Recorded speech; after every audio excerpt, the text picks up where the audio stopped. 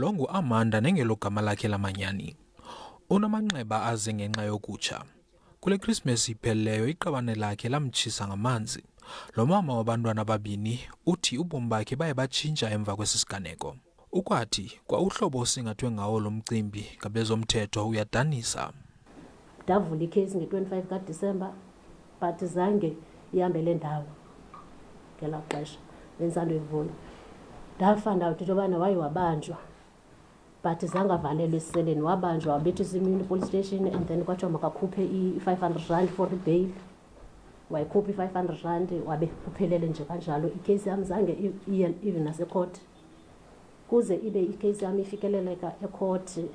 Ndiye ndaphuma mose esibhedlele ndaya kwaMasimanyane shelter.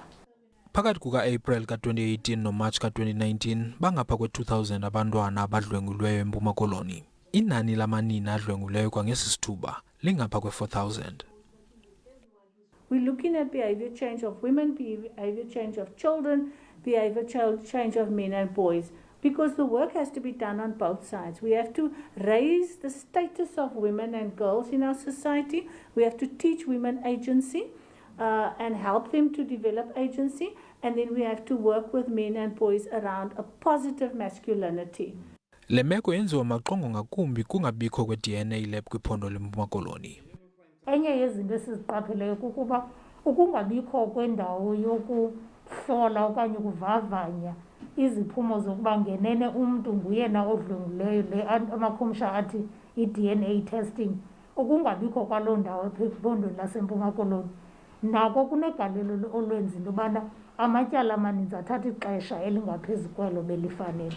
Siyathethathethana nomongameli ukwenzela into yobana lo gama ingekabikho eyakhiweyo apha ephondweni laseMpuma Koloni sibe sisebenzisa ezabucala. iMasimanyane Women Support Center ikwafuna ingcaciso ngemali eyi-1.6 billion yerandi neyakhutshwa ngumongameli uRamaphosa kwiphulo lokulwa ubudlobongela obujoliswe kumanina.